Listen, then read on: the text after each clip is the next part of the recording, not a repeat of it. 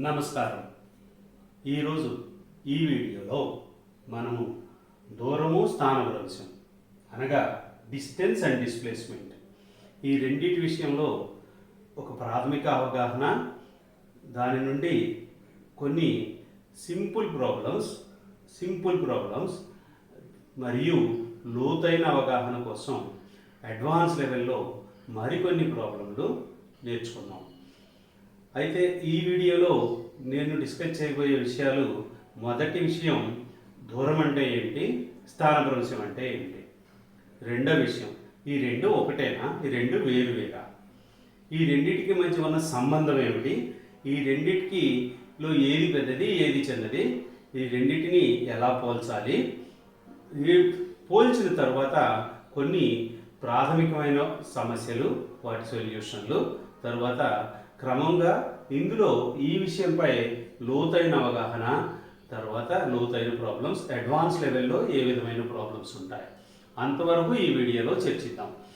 So we will start the discussion, right? వీటిపై discussion ప్రారంభిద్దాం.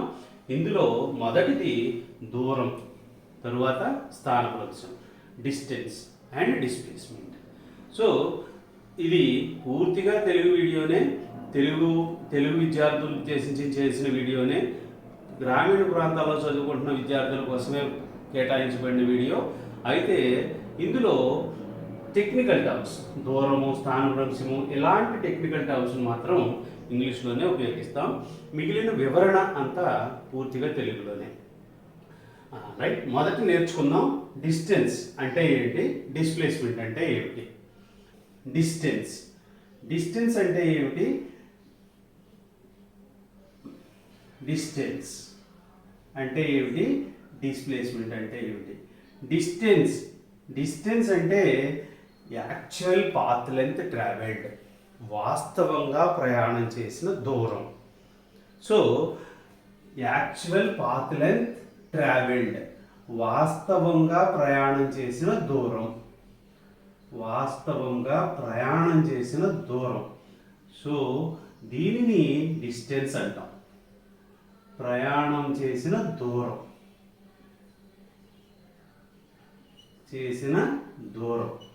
అయితే ఇక్కడ నేను ఇంగ్లీష్ డెఫినేషన్ కూడా చెప్తున్నాను.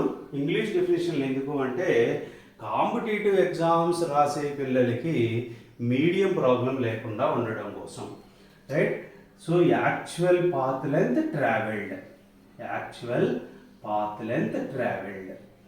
సో దీని అర్థం ఏంటి, actual path length travelled, this is called distance. So దీని అర్థం ఏంటి అంటే ఒక చిన్న ఉదాహరణలో నేర్చుకుందాం దీని అర్థాన్ని. సో ఉదాహరణ ఏంటి అంటే, సపోజ్ మీరు మీ ఇంటి దగ్గర బయలుదేరారు. రైట్, ఇంటి దగ్గర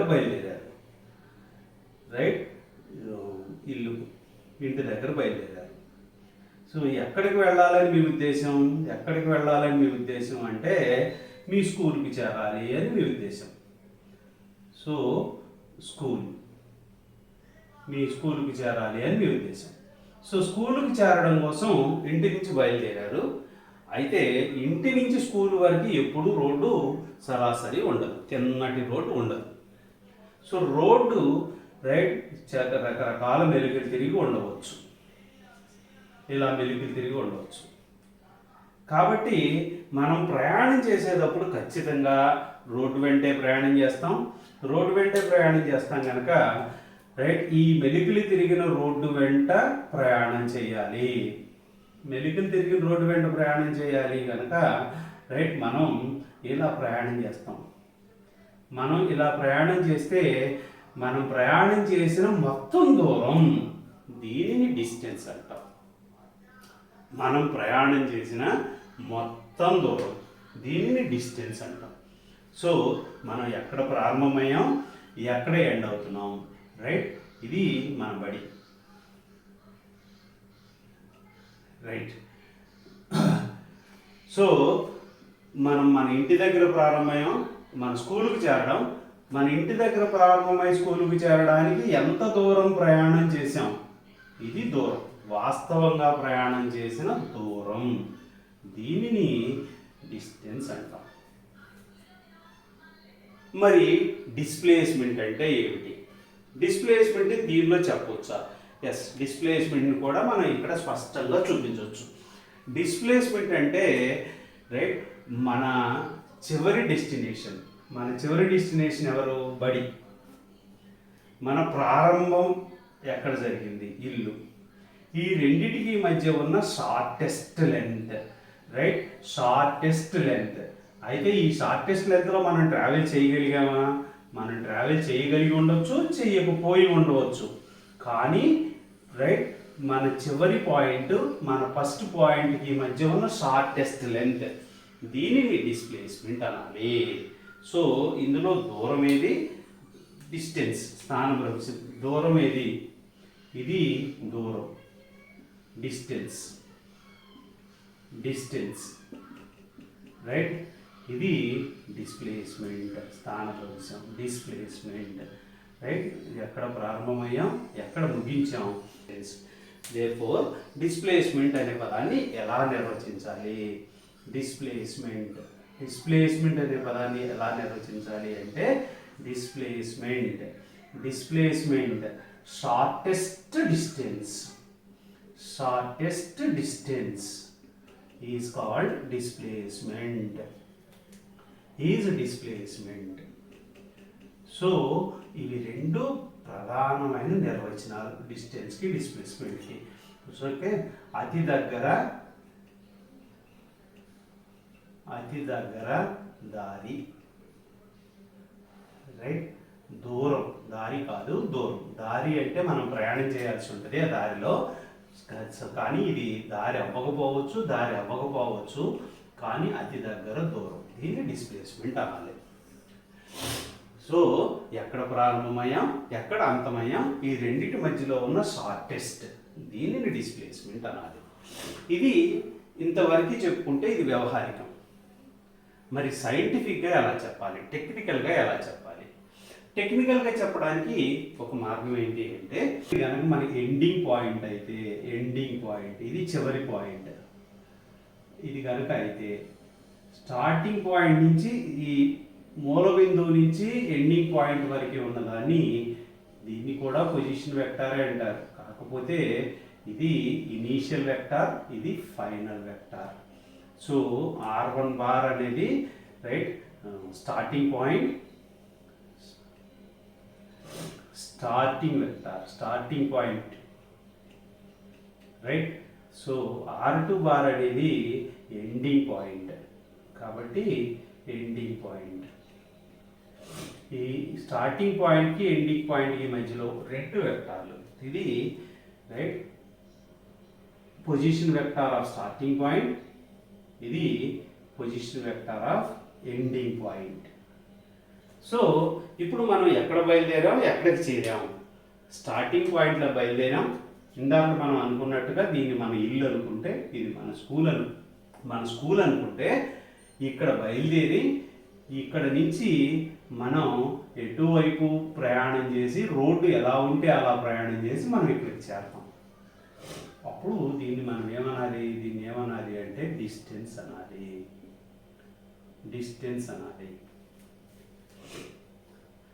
రైట్.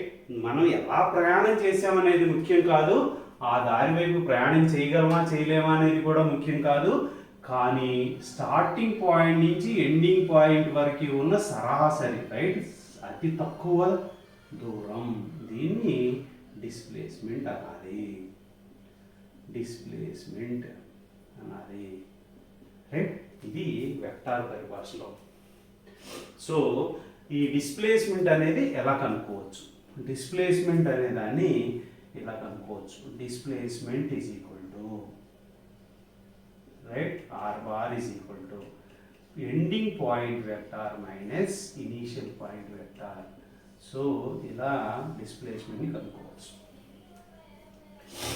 అలా కాకుండా నేను మ్యాథమెటికల్ లాంగ్వేజ్లో చెప్పాలి అనుకుంటే, ఒక మ్యాథమెటిక్స్ లాంగ్వేజ్లో చెప్పాలి అనుకుంటే, ఇది x యాక్సిస్, ఇది y యాక్సిస్, ఇది కోఆర్డినేట్ సిస్టమ్, ఇది ఆరిజిన్, ఇది 0, 0. అప్పుడు ఈ స్టార్టింగ్ పాయింట్కి నేను కార్టీషియన్ కోఆర్డినేట్స్ కనుక చెప్తే దీన్ని x1 y1 దీని యొక్క కోఆర్డినేట్స్, ఒక ఫైనల్ పాయింట్ యొక్క కోఆర్డినేట్స్ కనుక చెప్తే x2 y2 అనేవి కోఆర్డినేట్స్ అవుతాయి. దూరం అనేది ఎప్పుడు మనం ప్రయాణం చేసిన దూరాన్ని కొలవడమే, కానీ డిస్ప్లేస్మెంట్ని మాత్రం ఈ రెండు పాయింట్ల మధ్యలో ఉన్న అతి తక్కువ దూరంగా చెప్పాలి, రైట్? అప్పుడు డిస్ప్లేస్మెంట్ని ఎలా చెప్పొచ్చు? డిస్ప్లేస్మెంట్ని ఎలా చెప్పొచ్చు అంటే displacement is equal to, right? So రెండు బిందువుల మధ్య దూరాన్ని కొలవడానికి మన దగ్గర మ్యాథమెటిక్స్లో ఒక ఫార్ములా ఉంది, ఆ ఫార్ములా ప్రకారం చెప్పొచ్చు. So x2 minus x1 whole square plus y2 minus y1 whole square, దీనికి స్క్వేర్ రూట్ కనుక తీసుకున్నట్లయితే డిస్ప్లేస్మెంట్ వచ్చేస్తుంది. Therefore displacement is equal to x2 minus x1 whole square plus y2 minus y1 whole square. So, right, I expect you understand the difference between distance and displacement. Right, మీకు డిస్టెన్స్కి డిస్ప్లేస్మెంట్కి మధ్య స్పష్టమైన తేడా అర్థమైంది అనుకుంటా. Right, మరొకసారి distance అంటే మనం ప్రయాణం చేసిన దూరం. సో మనం ఎలా వెళితే ఏ దారిలో ప్రయాణిస్తే ఆ దారి యొక్క పొడవును కొలవాలి, ఆ దారి యొక్క పొడవే దూరం. కానీ డిస్ప్లేస్మెంట్ అంటే మాత్రం మనం ఎక్కడ ప్రారంభమయ్యాం, ఎక్కడ ముగించాం, ఈ రెండింటికి మధ్యలో ఉన్న అతి చిన్న దూరం, షార్టెస్ట్ డిస్టెన్స్. సో సరాసరిగా రైట్ స్ట్రెయిట్గా కొలిస్తే దానిని డిస్ప్లేస్మెంట్ అనాలి. అయితే ఆ దారిలో ప్రయాణించడం సాధ్యపడుతుందా సాధ్యపడదా అనేది మనకు ముఖ్యం కాదు, కానీ డిస్ప్లేస్మెంట్ అనే పదాన్ని అలాగే చెప్పాలి. షార్టెస్ట్ డిస్టెన్స్, రైట్, అతి చిన్న దూరం. రైట్, రెండు బిందువులు, ప్రారంభ బిందువుకి రైట్ ఎండ్ ముగింపు బిందువుకి, రైట్, ప్రారంభించిన పాయింట్కి ముగించిన పాయింట్కి మధ్యలో ఉన్న షార్టెస్ట్ డిస్టెన్స్ని డిస్ప్లేస్మెంట్ అనాలి. ఇది దూరం, స్థానభ్రంశం, డిస్టెన్స్, డిస్ప్లేస్మెంట్, ఈ రెండింటి యొక్క బేసిక్ డెఫినేషన్స్. ఈ రెండింటి యొక్క బేసిక్ డెఫినేషన్స్ అర్థమైన తర్వాత ఈ రెండింటికి మధ్యలో ఉన్న తేడా ఏమిటి, రైట్, ఏది పెద్దది ఏది చిన్నది, ఈ రెండు ఎప్పుడు సమానం అవుతాయి, ఈ రెండు విషయాలు మాట్లాడుకున్నాం. సో రైట్, ఇక్కడతో దీన్ని ఆపి రైట్ ఈ రెండింటి మధ్య తేడాలు ఏమిటి, ఇది ఎప్పుడు సమానం అవుతాయి, ఎప్పుడు ఏది పెద్దది ఏది చిన్నది, ఇది మాట్లాడుకున్నాం.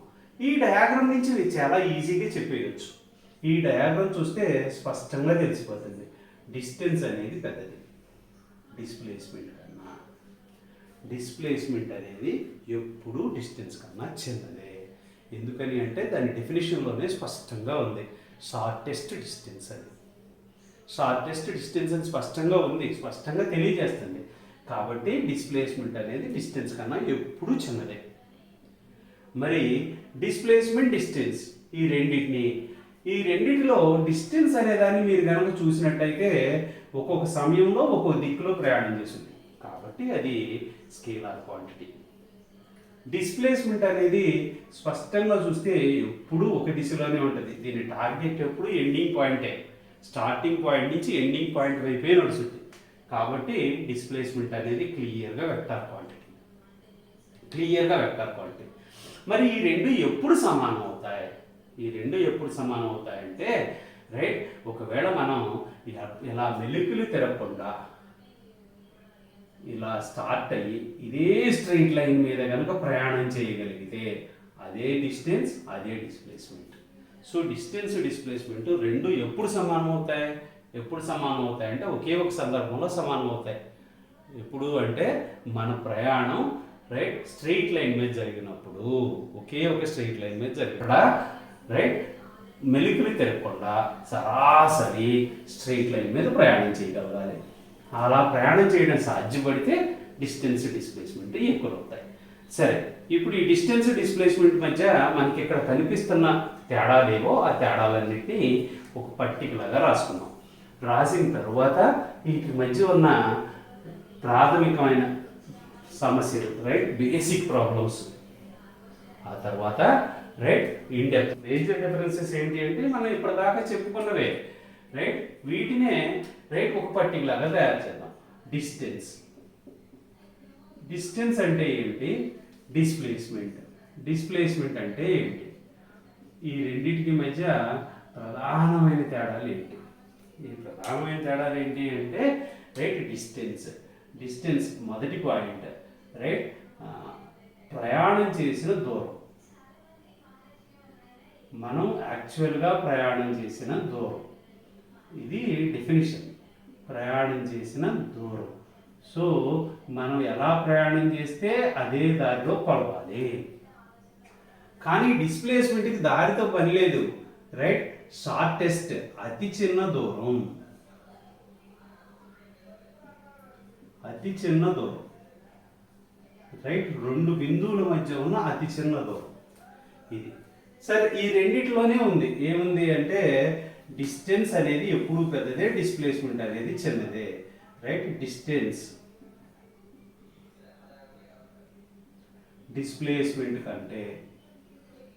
డిస్ప్లేస్మెంట్ కన్నా పెద్దది. Right. So distance is always greater than. Distance is greater than or equal to displacement. Y equal to we will discuss in next point. Right. తర్వాత పాయింట్ లో డిస్కస్ చేస్తాం. సో ఎవరు పెద్దది? డిస్ప్లేస్మెంట్ చిన్నది. డిస్ప్లేస్మెంట్ చిన్నది, distance పెద్దది.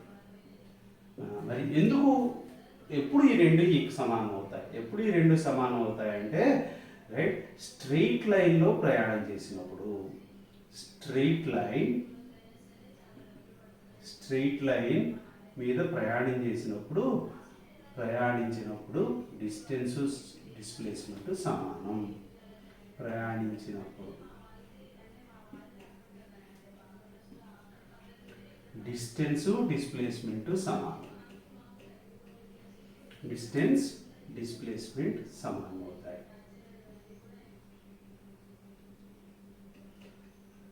Right. So straight line మీద ప్రయాణిస్తే distance displacement సమానం అవుతాయి. మరి డిస్టెన్స్ అనేది స్కేలార్.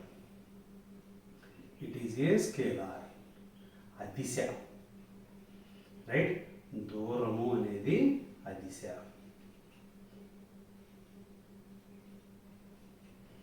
అదిశ. రైట్. దిశ లేనిది. కానీ డిస్ప్లేస్మెంట్ అనేది vector. It is A vector. Right. Displacement is a vector. Displacement అనేది సదిశ.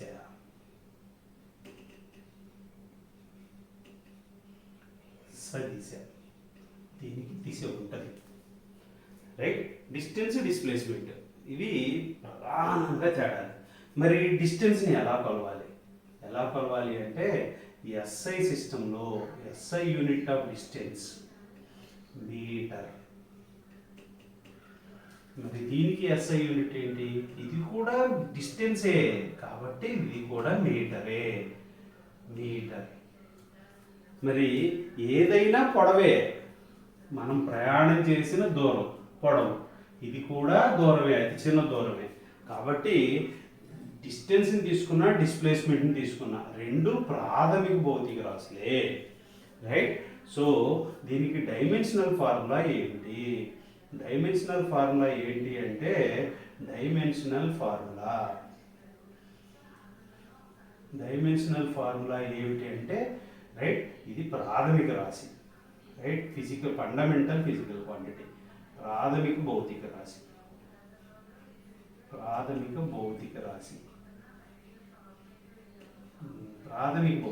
ఇది కూడా ప్రాథమిక భౌతిక రాశి. సో ఏదైనా సరే పొడవు కాబట్టి ఇది ప్రాథమిక భౌతిక రాశి కాబట్టి దీనికి డైమెన్షనల్ ఫార్ములా ఏంటి అంటే ఎల్ పవర్ 1. దీనికి డైమెన్షనల్ ఫార్ములా ఏంటి? L power 1. సో ఇవి మేజర్ డిఫరెన్సెస్. ప్రయాణం చేసిన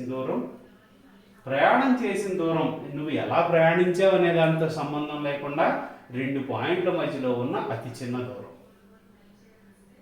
సో డిస్టెన్స్ డిస్ప్లేస్మెంట్ ఈ రెండు కంపేర్ చేస్తే డిస్టెన్స్ ఎప్పుడూ పెద్దదే, డిస్ప్లేస్మెంట్ ఎప్పుడూ చిన్నదే. కానీ స్ట్రెయిట్ లైన్ అయితే, మనం ప్రయాణం చేసింది స్ట్రెయిట్ లైన్ పాత్ అయితే, మనం ప్రయాణం చేసింది కనుక స్ట్రెయిట్ లైన్ అయితే డిస్టెన్స్ డిస్ప్లేస్మెంట్ రెండు కూడా సమానం అవుతాయి. ఈ రెండు సమానం అవుతాయి. మరి స్కేలార్, సో డిస్టెన్స్ అనేది డైరెక్షన్ లేదు కనుక ఇది స్కేలార్ క్వాంటిటీ అది సార్. దీనికి ఒక డైరెక్షన్ ఉంది కనుక ఇది వెక్టార్ క్వాంటిటీ సదిశ. రెండు దూరాలే కాబట్టి మీటర్లోనే కొలుస్తాం. దూరాలే కనుక రెండు ఫండమెంటల్ ఫిజికల్ క్వాంటిటీసే, ప్రాథమిక భౌతిక రాశులే కాబట్టి డైమెన్షనల్ ఫార్ములా ఎల్తోనే కొలుస్తాము. రైట్. సో ఒక ప్రాబ్లం తీసుకున్నాం. ఏంటి అంటే ఒక వ్యక్తి one person, right. So started at a దగ్గర ప్రారంభమయ్యాడు, ఏ దగ్గర ప్రారంభించి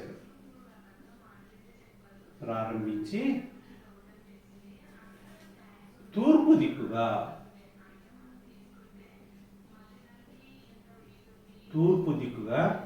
4 మీటర్లు ప్రయాణించాడు. 4 మీటర్లు ప్రయాణించి రైట్ 4 మీటర్లు తూర్పు దిక్కుగా ప్రయాణించి కుడివైపుకు తిరిగి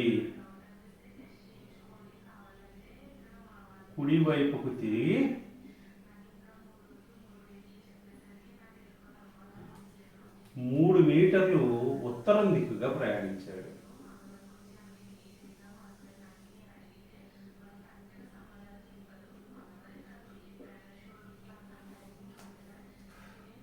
ఉత్తరం దిక్కుగా ప్రయాణించాడు.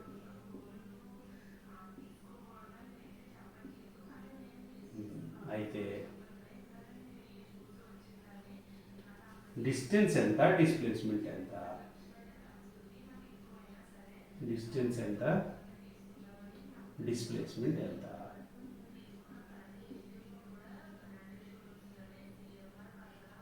రైట్. వీటిని కనుక్కోవాలి. సో ఏం చెప్తున్నారో ప్రాబ్లంలో దాన్ని మనం స్పష్టంగా అర్థం చేసుకోవాలి. అర్థం చేసుకుని దీన్ని మొదట మనం ఒక డయాగ్రామ్ లాగా కనుక మార్చుకుంటే ఈ ప్రాబ్లంకి సొల్యూషన్ చాలా ఈజీగా వచ్చింది. మొదట రైట్ తూర్పు, ఉత్తరం, దక్షిణం ఇవి అర్థం చేసుకోవాలి. రైట్.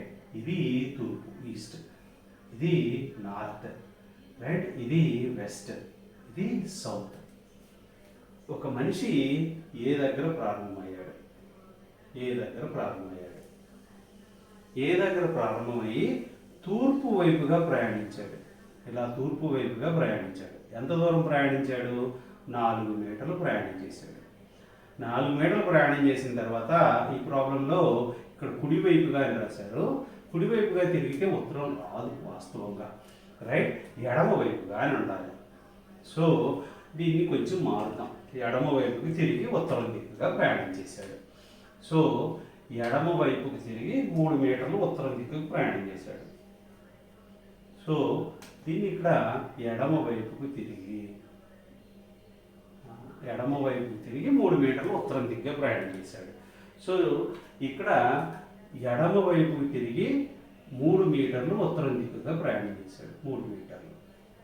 అయితే ఈ వ్యక్తి ప్రయాణించాడు కదా, మరి ఈ వ్యక్తికి దూరం ఎంత, స్థానభ్రంశం ఎంత, డిస్టెన్స్ ఎంత, డిస్ప్లేస్మెంట్ ఎంత? సో ఇది ఫైనల్ పాయింట్, ఇది స్టార్టింగ్ పాయింట్ ఇది. ఇప్పుడు దూరం ఎంత, డిస్ప్లేస్మెంట్ ఎంత, డిస్టెన్స్ ఎంత, డిస్ప్లేస్మెంట్ ఎంత? సో ఇది అర్థం చేసుకోవాలి అంటే రైట్. మనిషి ఇక్కడ ప్రారంభమయ్యాడు. యాక్చువల్గా 4 మీటర్లు వెళ్ళాడు తూర్పుకి, తర్వాత 3 మీటర్లు ఉత్తరానికి వెళ్ళాడు. కాబట్టి దూరం ఎంత? దూరము అంటే ప్రయాణం చేసిన దూరం, యాక్చువల్గా ట్రావెల్ చేసిన దూరం. యాక్చువల్గా 4 మీటర్లు వెళ్ళాడు, తర్వాత 3 మీటర్లు వెళ్ళాడు.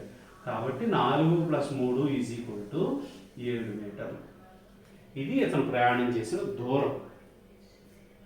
కానీ అతను ఎలా వెళ్ళాడు అనేది నాకు సంబంధం లేదు.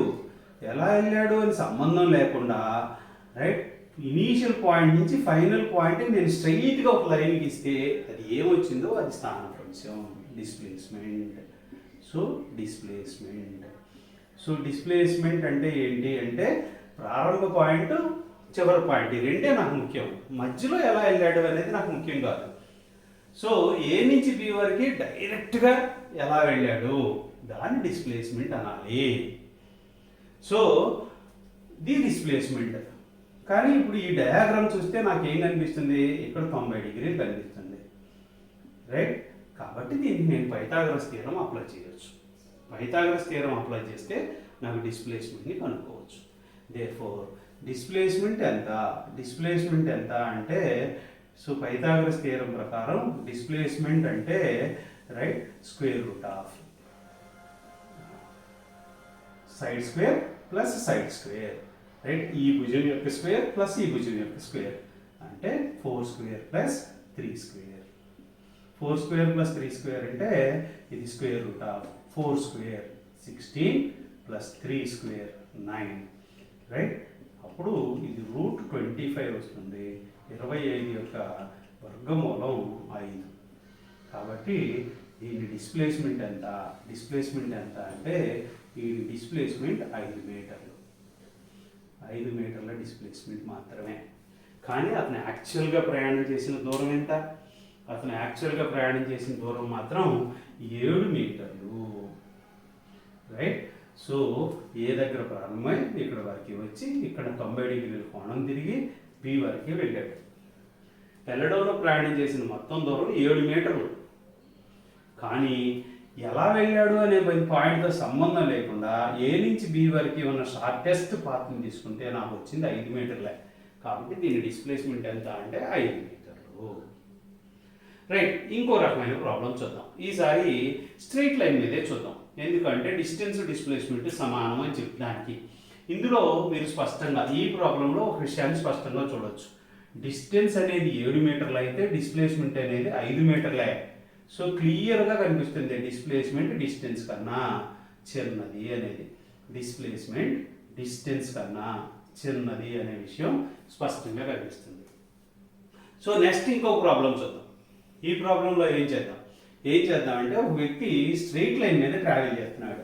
అంటే రైట్ ఏ దగ్గర ప్రారంభమై స్ట్రైట్ లైన్ మీద ట్రావెల్ చేస్తున్నాడు, రైట్. సో ఎలా ఒక వ్యక్తి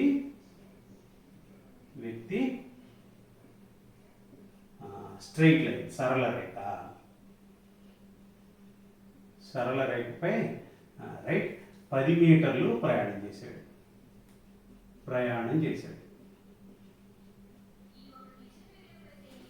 10 మీటర్లు ప్రయాణం చేశాడు. దూరం ఎంత, డిస్టెన్స్ ఎంత, దూరం ఎంత, రైట్. మరియు డిస్ప్లేస్మెంట్ ఎంత? డిస్ప్లేస్మెంట్ అంటే స్థానభ్రంశం ఎంత, రైట్. ఇది తెలుసుకున్నాం, రైట్. స్ట్రెయిట్ లైన్ పాత్, అది స్ట్రెయిట్ లైన్ పాత్ అయితే అంటే సరళ రేఖపై, రైట్. ఇది స్ట్రెయిట్ లైన్ పాత్ అయినంతసేపు మీరు డైరెక్ట్గా ఆన్సర్ దూరం స్థానభ్రంశం సమానం అని చెప్పేయచ్చు. సో ఇది స్ట్రెయిట్ లైన్ పాత్ కనుక స్థానభ్రంశము దూరము సమానం అని చెప్పేయచ్చు. సో వాని ప్రాబ్లమేటిక్గా చూద్దాం, రైట్. డయాగ్రామ్ వేసి చూద్దాం. ఏ దగ్గర ప్రారంభమయ్యాడు అనుకోండి, బి దగ్గరికి వెళ్ళాడు అనుకోండి, రైట్. ఏ నుంచి బి వరకు ఉన్న దూరం ఎంత అంటే ఇది స్ట్రైట్గా ఉంది 10 మీటర్లు. ఇతను ఎక్కడా మెలికలు జరగల. కాబట్టి ఇతను ప్రయాణం చేసిన దూరం అయినా డిస్టెన్స్ అయినా 10 మీటర్లే. స్థానభ్రంశం డిస్ప్లేస్మెంట్ అయినా 10 మీటర్లే. సో స్థానభ్రంశము దూరం రెండు సమానమే. కానీ స్ట్రెయిట్ లైన్ మీదే నేను ఇంకో విషయం చేయొచ్చు. ఏంటి అంటే ఇదిగో ఇలా ప్రాబ్లం చూద్దాం. ఒక వ్యక్తి ఏం చేశాడు, ఏ దగ్గర ప్రారంభమయ్యాడు, ఏ దగ్గర ప్రారంభించి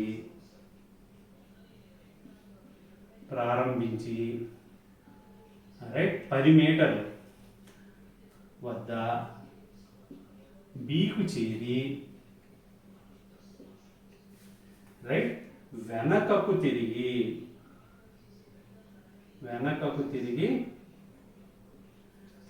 7 మీటర్లు ప్రయాణించి సిని చేరాడు. ప్రయాణించి అదే సరళ రేఖపై అదే స్ట్రెయిట్ లైన్ మీద సికి చేరాడు. ఇప్పుడు దూరం ఎంత, స్థానభ్రంశం ఎంత, డిస్టెన్స్ అండ్ డిస్ప్లేస్మెంట్ ఈ రెండు కనుక్కోవాలి. ఎలా అంటే రైట్ చూడండి, ఇదే డయాగ్రామ్ చేద్దాం. ఏ దగ్గర ప్రారంభించాడు, బికి చేరాడు. ఇది ఎంత అంటే 10 మీటర్స్. బికి చేరిన తర్వాత వెనకకు తిరిగి 7 మీటర్లు వచ్చేసాడు. ఎక్కడికి వచ్చాడు, సికి వచ్చాడు. సో ఇప్పుడు స్పష్టంగా చూడండి, డిస్టెన్స్ అంటే ఏంటి, డిస్ప్లేస్మెంట్ అంటే ఏంటి. డిస్టెన్స్ అంటే రైట్ మొత్తం ప్రయాణం చేసిన దూరం. సో ఏ దగ్గర ప్రారంభించాడు, బికి చేరాడు, బి నుంచి సికి వచ్చాడు. సో మొత్తం ప్రయాణం చేసిన దూరం ఎంత, 10 + 7 17 మీటర్లు. కానీ స్థానభ్రంశం అంటే నాకు ఎంత ప్రయాణం చేశాడో నాకు అనవసరం, ఎలా తిరిగాడో నాకు అనవసరం, ఎక్కడ ప్రారంభించాడు ఎక్కడ ముగించాడు. సో అదే నాకు కావాలి. ఎక్కడ ప్రారంభించాడు, ఏ దగ్గర ప్రారంభించాడు, ఎక్కడ ముగించాడు, సి దగ్గర ముగించాడు. కాబట్టి ఏ నుంచి సికి ఉన్న దూరం ఎంత, 10 - 7 3 మీటర్లే. కాబట్టి డిస్ప్లేస్మెంట్ ఎంత, అంటే displacement is equal to right 3 మీటర్లు. ఇది డిస్ప్లేస్మెంట్. సో ఈ 3 ప్రాబ్లంలో స్పష్టంగా మనకి ఏం అర్థమవుతుంది, డిస్టెన్స్ డిస్ప్లేస్మెంట్ మధ్య స్పష్టమైన తేడాలు, డిస్టెన్స్ డిస్ప్లేస్మెంట్ మధ్యలో ఉన్న రైట్ సంబంధం క్లియర్గా అర్థమైపోతుంది. సో డిస్టెన్స్ డిస్ప్లేస్మెంట్ ఈ రెండింటినీ కంపేర్ చేస్తే డిస్ప్లేస్మెంట్ ఎప్పుడు డిస్టెన్స్ కన్నా చిన్నదే రైట్. కానీ సరళ రేఖ మీద ఒకే దిక్కులో ప్రయాణం చేస్తే మాత్రం ఈ రెండు సమానం. అదే సరళ రేఖ మీద మళ్ళీ వెనక్కి వస్తే ఆ రెండు సమానం కాదు. సరళ రేఖ మీద ఒకే దిక్కులో ప్రయాణం చేస్తేనే సమానం రైట్. దిశ మారి వెనక్కి తిరిగి వస్తే డిస్టెన్స్ డిస్ప్లేస్మెంట్ సమానం కాదు. సరే, మరో ప్రాబ్లం చూద్దాం. ఈ ప్రాబ్లంలో ఇంకా అర్థం చేసుకోవడానికి ట్రై చేద్దాం. ఒక వ్యక్తి సర్క్యులర్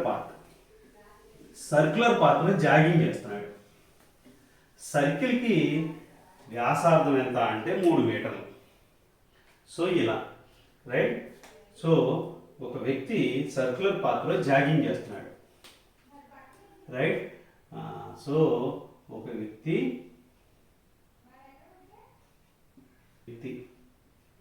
రైట్ సర్క్యులర్ పాత్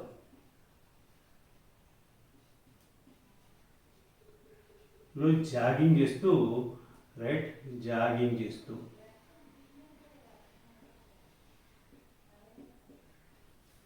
ఏ నుంచి బికి చేరాడు.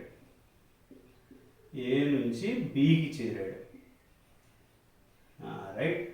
ఈ ఏబీలు ఎవరు, ఏ మరియు బి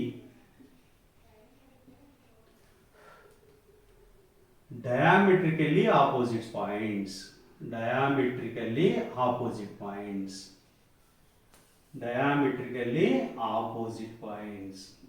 సో డయామెట్రికల్గా ఏబీలు వేరు బిందువులు, ఆపోజిట్ పాయింట్స్ రైట్. డయామెట్రికల్గా ఆపోజిట్లో ఉన్నాయి రైట్. సర్కిల్ యొక్క వ్యాసార్థం, రేడియస్ ఆఫ్ సర్కిల్ వ్యాసార్థం రైట్. రేడియస్ ఆఫ్ సర్కిల్ యొక్క రేడియస్ ఆఫ్ సర్కిల్ 3 మీటర్లు అయితే 3 మీటర్లు అయితే దూరం ఎంత, డిస్ప్లేస్మెంట్ ఎంత, దూరం ఎంత, డిస్ప్లేస్మెంట్ ఎంత, డిస్టెన్స్ ఎంత, డిస్ప్లేస్మెంట్ ఎంత. సో డిస్టెన్స్ అండ్ డిస్ప్లేస్మెంట్ రెండింటిని కనుక్కోవాలి. సో ఇది మన టార్గెట్. సో చెప్పిన విషయాన్ని మళ్ళీ డయాగ్రామ్ లాగా రాద్దాం. డయాగ్రామ్ రాస్తే ఏ ప్రాబ్లం అయినా ఈజీ అయిపోతుంది. ఏ దగ్గర ప్రారంభమయ్యాడు, సర్క్యులర్ పాత్ వెంట జాగింగ్ చేస్తున్నాడు, బికి చేరాడు. సో ఏ దగ్గర ప్రారంభమయ్యాడు, సర్క్యులర్ పాత్లో జాగింగ్ చేస్తున్నాడు, బికి చేరాడు. ఈ సర్కిల్కి డయామీటర్ ఎంత, ఈ సర్కిల్కి రేడియస్ ఇచ్చారు, డయామీటర్ కాదు. రేడియస్ ఎంత, రేడియస్ ఎంత అంటే 3 మీటర్లు. ఇప్పుడు ప్రయాణం చేసిన దూరం ఎంత, డిస్ప్లేస్మెంట్ ఎంత. డిస్ప్లేస్మెంట్ అంటే ఏ నుంచి బి వరకు ఉన్న సరాసరి, రైట్, స్ట్రెయిట్ డిస్టెన్స్. ఇది దూరము అంటే అతను ట్రావెల్ చేసిన డిస్టెన్స్. అతను ఇలా పరిగెత్తాడు కాబట్టి అతను ట్రావెల్ చేసిన డిస్టెన్స్. దేర్ఫోర్ దూరము అంటే, రైట్, ట్రావెల్ చేసిన డిస్టెన్స్. కాబట్టి ఈ వృత్తం యొక్క పెరిమీటర్, అర్ధ perimeter, half perimeter. So half perimeter కనుక అది ఎంతకు సమానం అంటే πrకి సమానం. పూర్తి పెరిమీటర్ అయితే 2πr, కానీ ఇది సగం సర్కిలే కాబట్టి πrకి సమానం. π × 3 = 3π మీటర్స్. ఇది ప్రయాణం చేసిన దూరం. కానీ డిస్ప్లేస్మెంట్, స్థానభ్రంశం. డిస్ప్లేస్మెంట్ అంటే ఏ నుంచి బి వరకు ఉన్న సరాసరి, right, straight path length. So ఇది వ్యాసానికి సమానం. ఇది వ్యాసార్థం 3 మీటర్లు, దీని వ్యాసార్థం 3 మీటర్లు కనుక, రైట్, ఇది 2rకి సమానం. 2r అంటే 2 × 3 = 6 మీటర్స్కి సమానం. రైట్, ఇఫ్ యూ అండర్స్టాండ్, మీకు ఈ విషయాలు కనుక అర్థమైతే, ఈ లెక్కల వరకే అర్థమైతే, ఇవి బేసిక్ కాన్సెప్ట్స్ దూరం, డిస్ప్లేస్మెంట్కి సంబంధించి. వీటికి సంబంధించి ఇన్ డెప్త్, రైట్, ఇంకొక వీడియోలో చూద్దాం. రైట్, ఇంతవరకు ఈ వీడియోలో, రైట్, స్పష్టంగా దూరము, స్థానభ్రంశం, డిస్టెన్స్, డిస్ప్లేస్మెంట్, ఈ రెండింటికి భావన అర్థమైందని భావిస్తాం. ఇది అర్థమయ్యి ఈ ప్రాబ్లమ్స్, బేసిక్ ప్రాబ్లమ్స్ కనుక అర్థమైతే in depth problems, right, advance level ప్రాబ్లమ్ని వేరే వీడియోలో చూద్దాం.